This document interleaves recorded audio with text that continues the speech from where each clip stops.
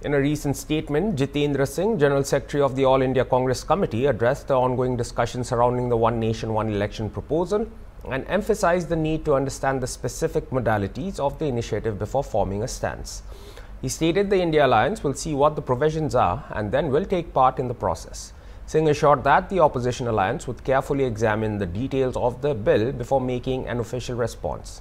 His comments come even as the debate on this crucial political reform continues to unfold, with various parties awaiting clarity on the full provisions of the proposed legislation.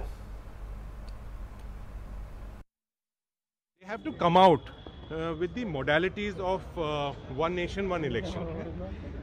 There are so many questions there. The cabinet has approved all the provisions inside it. The rules are not in public. Once it is tabled in Parliament, then only all the opposition parties, India Alliance, is going to take a further step in this. So let us see what their provisions are. Because there are a lot of instances in the past where governments have fallen, governments have been dismissed. What happens to those? Are we going to have elections in 5 years? Are we going to have elections every 3 years?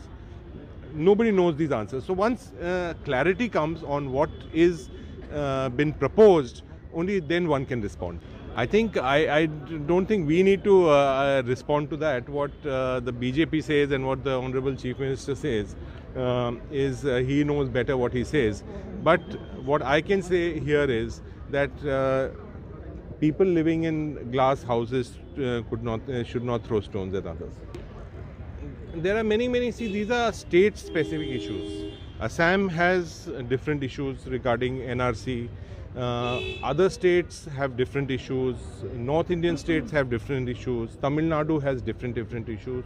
So, as a holistically, each state has to go back to the people, and what is best for the people of that particular state have to come out with rules.